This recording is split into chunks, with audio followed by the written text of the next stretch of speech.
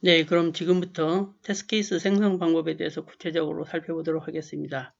먼저 요구사항으로부터 테스트 케이스를 생성하는 방법에 대해서 살펴보도록 하겠습니다.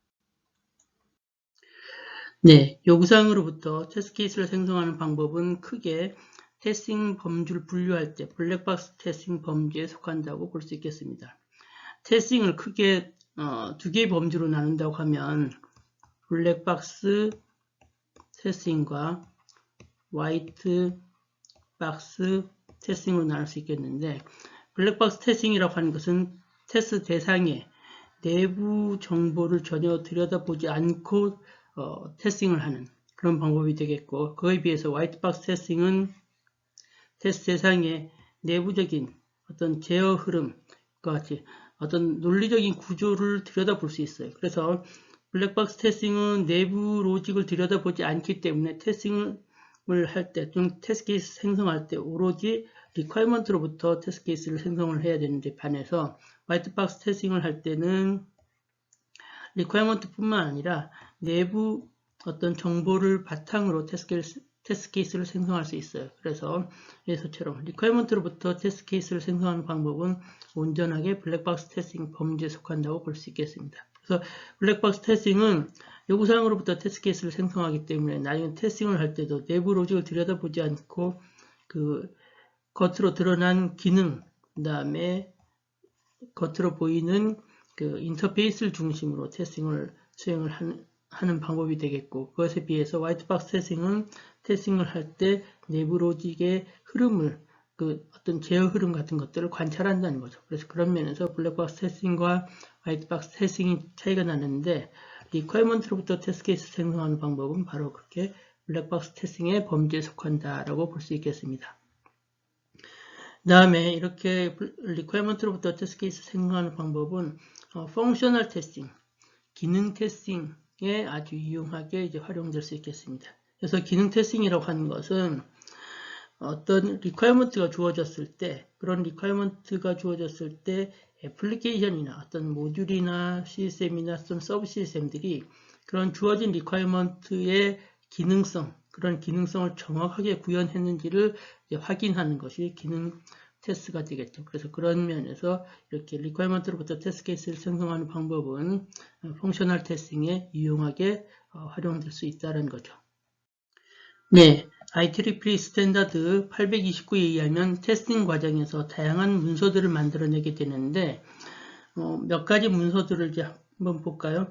처음에 이제 요구사항이 만들어지고 나면 그걸로부터 테스팅을 위해서 테스트 플랜이 만들어져야 되겠고, 그 다음에 테스트 케이스를 설계하기 위해서 테스트 디자인 스펙이 만들어지고, 그런 테스트 디자인 스펙을 통해서, 즉 테스트 설계 과정을 통해서 테스트 케이스가 만들어지고, 그다음 테스트 프로시저가 만들어지고, 그 다음에 다양한 문서들이 만들어지게 됩니다. 물론 이런 다양한 문서에 대한 설명은 다음 슬라이드에서 더 자세히 설명드리기로 하고, 바로 그럴 때 우리는 이번 학기에 주로 수업을 할 내용이 테스트 케이스 설계에 대한 내용을 주로 하게 될 겁니다. 그래서 바로 테스트 케이스를 설계하려고 하면 바로 그러한 노력은 결국 테스트 디자인 스펙을 만드는 그런 노력이다라고 볼 수 있겠습니다. 네, 그러면 앞 슬라이드에서 언급했던 문서들에 대해서 좀 더 자세히 살펴보도록 하겠습니다. 먼저 테스트 플랜입니다. 사실 테스트 플랜은 1주차 수업에서 자세히 다뤘었죠. 그래서 테스트 계획 문서가 되겠는데, 여기에서는 테스트를 할 그 범위, 어떤 내용을 테스트할 것이냐, 그다음 어느 범주까지 테스트할 것이냐, 뭐 그런 부분들을 정하는 것이 되겠죠. 그다음에 어프로치, 테스트 방법이 되는 거죠. 뭐 기능 테스트를 할 거냐, 성능 테스트를 할 거냐, 보안 테스트를 할 거냐라고 하는 그런 등등의 내용들이 이제 기술되겠고요. 그다음에 테스트를 하기 위한 자원들, 그다음에 테스트 일정들, 그다음에 테스트 대상이 되는 항목들, 그다음에 테스팅 결과로 나오는 산출물들, 그다음에 테스팅을 수행하게 될 그 인력들에 대한 내용들, 그다음에 테스팅을 끝내고 나서 승인에 대한 부분들, 이런 부분들이 다 테스트 플랜에 담긴다고 했었죠. 그래서 이건 1주차 때 수업을 했기 때문에 뭐 이 정도로 넘어가기로 하고요. 그 다음에 이제 테스트 디자인 스펙은 바로 이제 테스트 케이스를 설계하기 위한 그런 명세 부분이 되겠습니다. 여기서는 테스트 대상이 될 피처들, 즉 기능적인 요소 또는 비기능적 요소 같이 테스트 대상이 될 바로 그런 피처들이 파악되는 그런 피처들을 파악을 한 내용을 기술하게 되겠고, 그 다음에 그러한 피처들을 테스트하기 위한 그 테스트 케이스를 파악하기 위한 내용이 이 테스트 디자인 스펙에 담기게 되겠습니다. 그래서 이 테스트 디자인 스펙을 통해서 테스트 케이스를 설계하는 작업을 수행을 하는 거죠. 그러면 테스트 디자인이 끝나고 나면 결과로 나오는 것이 바로 테스트 케이스가 되겠는데, 테스트 케이스를 기술하고 있는 것이 테스트 케이스 스펙이 되겠습니다. 이 테스트 케이스에 대한 부분도 사실 지난주 수업에서 우리가 많이 다뤘었죠. 그래서 그 테스트 케이스라고 하는 것은 기본적으로 그 테스트 대상이 되는 피처들, 그 테스트 대상이 되는 어떤 항목들, 피처들과 그 다음에 그 테스트 대상이 되는 피처를 테스트하기 위해서 필요한 입력 값들, 그 다음에 테스트를 수행하고 났을 때 나와야 할 기대되는 값, expected result 또는 output, 그 다음에 그 말고도 다른 스페셜 리퀘어먼트, 예를 들어서 테스팅을 수행하기 위해서 필요한 어떤 테스트 조건이라든지 또는 테스트를 수행하기 위해서 필요한 환경 변수에 대한 세팅이라든지 어떤 테스트 프로시저 같은 것들을 이제 기술하는 그런 내용들을 이제 기술을 해야 되는 것이 테스트 케이스 스펙에 이제 나타나는 거죠. 그 다음에 다른 테스트 케이스와의 의존성 관계도 표현할 수 있겠고, 그 다음에 테스트 케이스를 유니크하게 구별하기 위한 어떤 ID 같은 것들이 이제 필요하다라고 말씀드렸었죠. 네, 계속해서 테스트 프로시저 스펙에 대해서 살펴보도록 하죠. 테스트 프로시저라고 하는 것은 하나의 테스트 케이스를 실행시키기 위한 어떤 그 절차들을 기술해 놓은 것이 테스트 프로시저 스펙이 되겠습니다. 이것은 무슨 말이냐면 우리가 어떤 기능을 테스트하려고 한다고 해보죠. 예를 들어서 파일이 주어졌다고 해보죠. 이 파일에서 데이터를 읽거나 또는 데이터를 쓰기 위한 어떤 이런 동작을 우리가 테스트한다고 생각해 봅시다. 그러면 파일을 읽거나 쓰기 위한 동작을 테스트해야 되는데, 그러면 파일이 준비되면 곧바로 읽거나 쓰는 것이 가능한가요? 그렇지는 않죠. 파일이 준비됐다고 하더라도 이 파일을 읽거나 쓰기 위해서는 먼저 파일을 오픈해 줘야 되죠. 그 다음에 파일을 오픈해야만 읽고 쓰는 것이 가능하고, 그 다음에 이런 동작을 다 수행하고 난 다음에 파일이 다 읽고 쓰기가 끝나고 나면 다시 클로즈를 해줘야 되죠. 그래서 이런 식으로 우리가 관심 대상이 된 테스트 동작은 read, write지만 이러한 것을 위해서 필요한 오픈이라든지 클로즈와 같이 이런 부차적인 이런 어떤 기능들을 수행해 줘야 됩니다. 바로 이런 것들을 기술해 놓은 것이 테스트 프로시저라는 거죠. 그 다음에 테스트 아이템 트랜스미터 리포트는 테스팅을 위해서 제공되어야 할 어떤 테스트 아이템들을 기술해 놓은 것이다 라고 보시면 되겠습니다.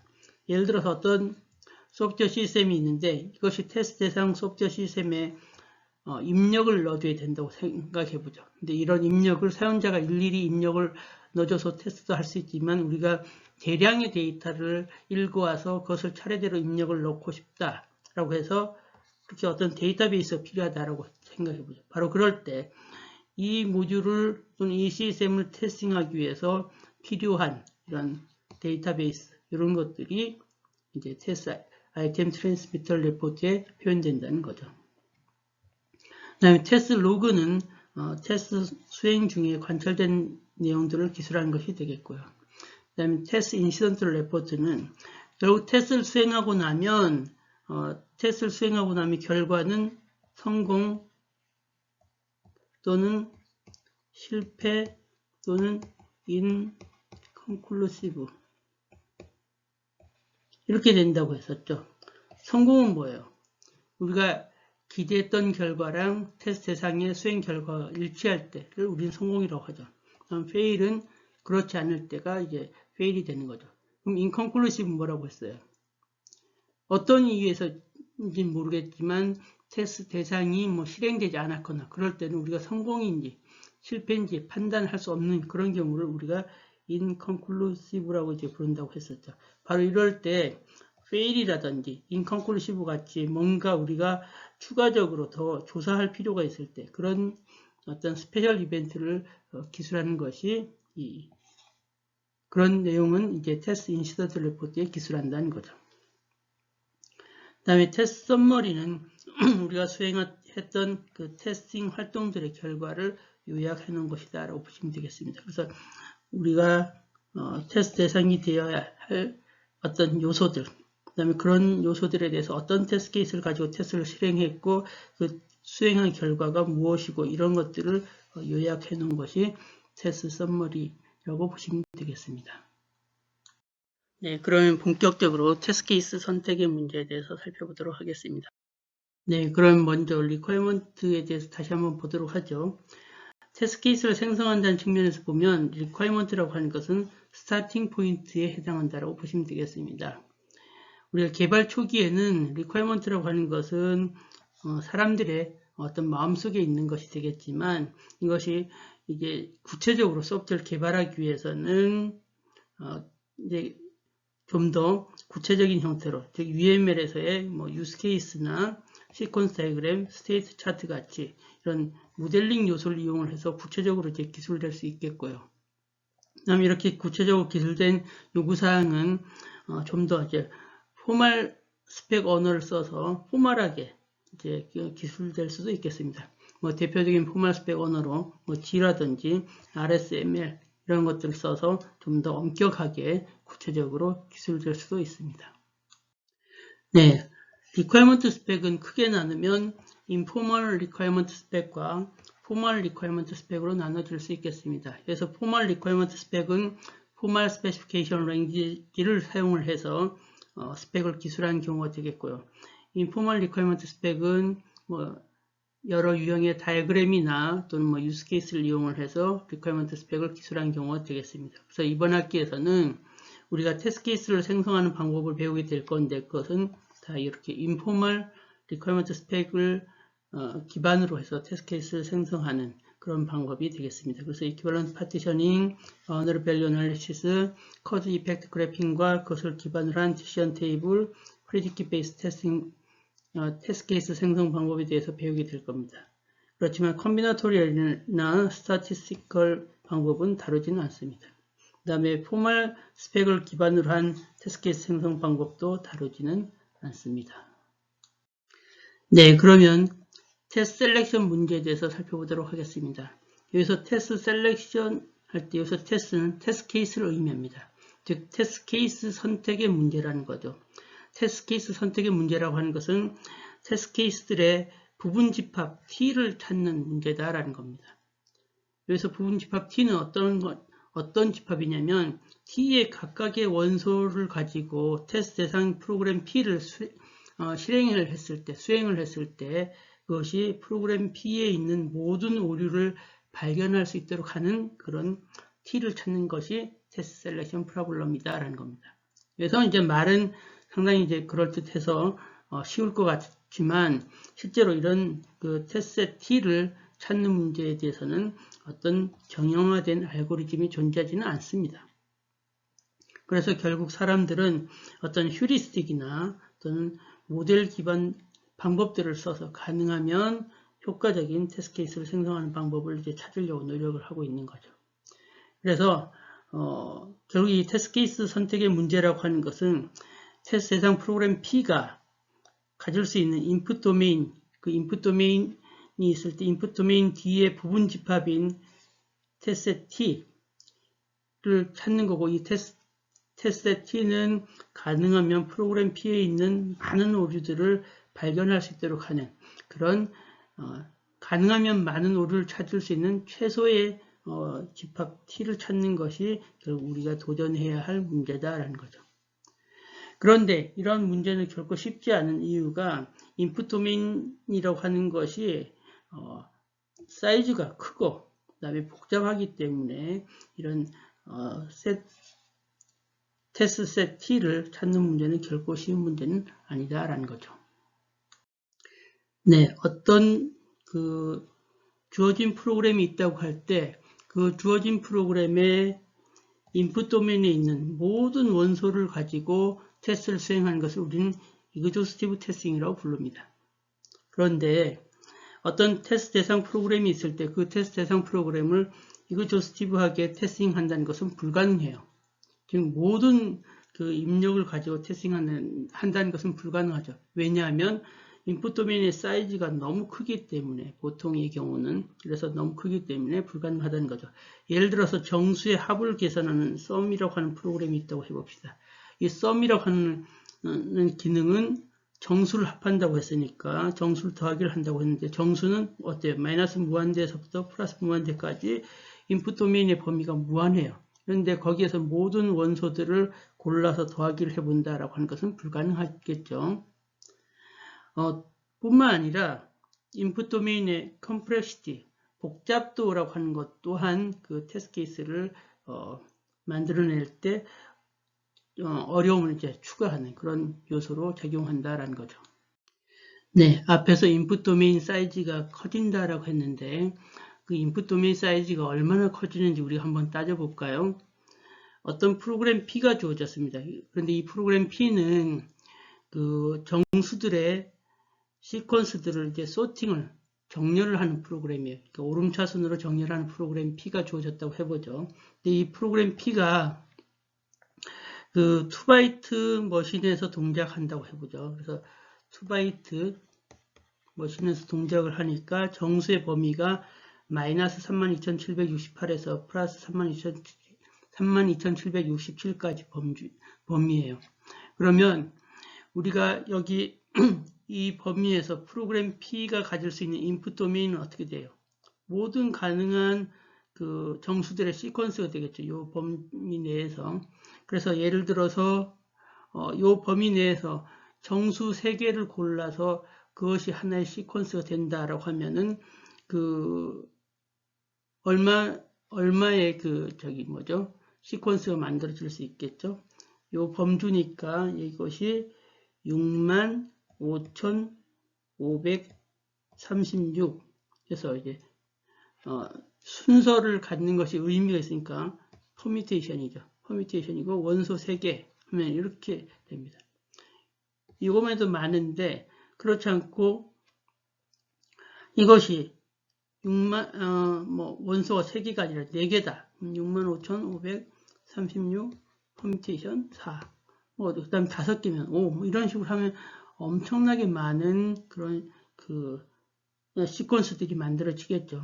그래서 결국 우리가 테스트 하려고 하는 그 프로그램에서 인풋의 이런 시퀀스의 사이즈에 리미트가 없다고 하면 그것은 상상할 수 없을 정도로 그 많은 그 시퀀스가 생길 거예요. 그래서 이것을 이그조스티브하게 테스트한다는 것은 당연히 불가능하겠죠.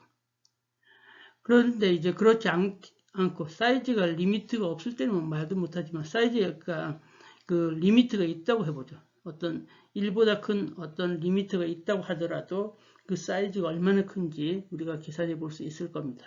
예를 들어서 제가 여기에 얘기했던 대로 시퀀스의 원소의 개수가 3개다 라고 하더라도 여기에서 우리가 시퀀스를 만들어낼 수 있는 경우의 수는 65,536 퍼뮤테이션 3이에요. 이것은 계산하면 어떻게 되죠? 65,536 곱하기 65,535 곱하기 65,534 계산하면 얼마가 될까요? 여러분들 계산해 보면 되겠지만 이것만 해도 엄청난 그 크기가 되는 거죠. 사이즈가 커지는 거죠. 따라서 여기에 대해서 모두 다 테스트한다라고 하는 것은 거의 불가능하죠. 그래서 여러분들이 이런 걸 보더라도 사이즈가, 즉 인풋 도메인의 사이즈가 엄청나게 커진다는 것을 알 수 있다는 거죠. 네, 방금 전에는 인풋 도메인의 사이즈가 큰 경우였는데 지금은 인풋 도메인이 복잡한 경우에 어떻게 그 테스트 케이스를 선택하는지 어려운지 또는 사이즈가 커지는지를 한번 살펴보도록 할까요? 여기서는 그 급여를 계산하는 프로그램 P가 이제 주어졌다고 해보죠. 이 프로그램 P는 인플로이 레코드를 입력으로 받아들이고 주급을 계산하는 그런 프로그램이 되겠어요. 그래서 여기서 이 프로그램이 입력으로 받아들이는 인플로이 레코드를 보면 다음과 같습니다. 정수 타입의 ID는 1부터 999까지를 이제 가질 수가 있고요. 그 다음에 이름은 문자열인데 20개의 캐릭터로 구성되어 있고 각각의 캐릭터는 알파벳 26개의 알파벳과 공백 문자를 가질 수 있습니다. 그 다음에 급여율, 이제 rate는 플롯 타입이고, 이 경우에는 $5부터 $10까지 시간당 $5에서 $10가 이제 다른데, 여기서는 단위가 이제 쿼터 단위, 즉 25센트 단위로 이제 값이 레이트가 바뀌는 그런 경우가 되겠고요. 그 다음에 여기 hours worked, 일한 시간은 정수 타입이고, 여기서는 0부터 60까지를 이제 갖는다고 했어요. 이럴 때 우리가 인풋 도메인의 사이즈를 한번 계산해 볼까요? 어떻게 되죠? 그럼 여기 id는 정수 타입이었고 세 자리의 정수 타입이었죠. 그러면 여기 경우에 999개의 이제 경우가 있겠죠. 그 다음에 이름은 어때요?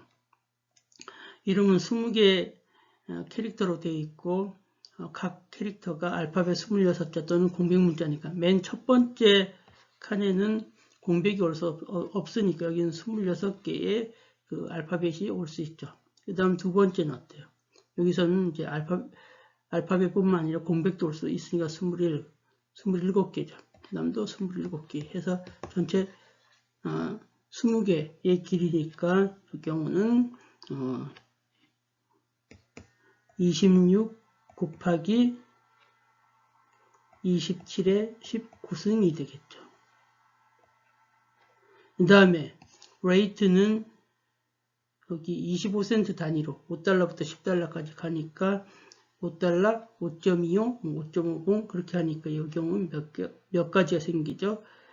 각 달러당 25센트니까 4가지에다가 이것이 $5니까 차이가, 그러니까 4, 5, 20에 맨 앞에 $5일 때 더하니까 21가지 경우가 생기죠. 그 다음에 여기 일한 시간도 0부터 60까지 시간 단위로 친다고 가정을 하면 61개의 경우가 있겠죠. 그래서 이걸 다 곱하면 인풋 도메인의 사이즈가 되는 거죠. 어때요? 상당히 크죠? 999 곱하기 26 곱하기 27에 19승 곱하기 21 곱하기 61이니까 상당한 그 규모의 인풋 도메인이 생기는 거죠. 따라서 우리가 이런 인풋 도메인이 상당히 커지는 이런 문제가 생기기 때문에 이런 경우에 어떻게 그 효과적으로 테스트 케이스를 고르느냐라고 하는 것이 우리가 이번 학기에 여러분들이 이제 신경 써야 되고 머리를 써서 배워야 할 그런 부분이다라는 거죠.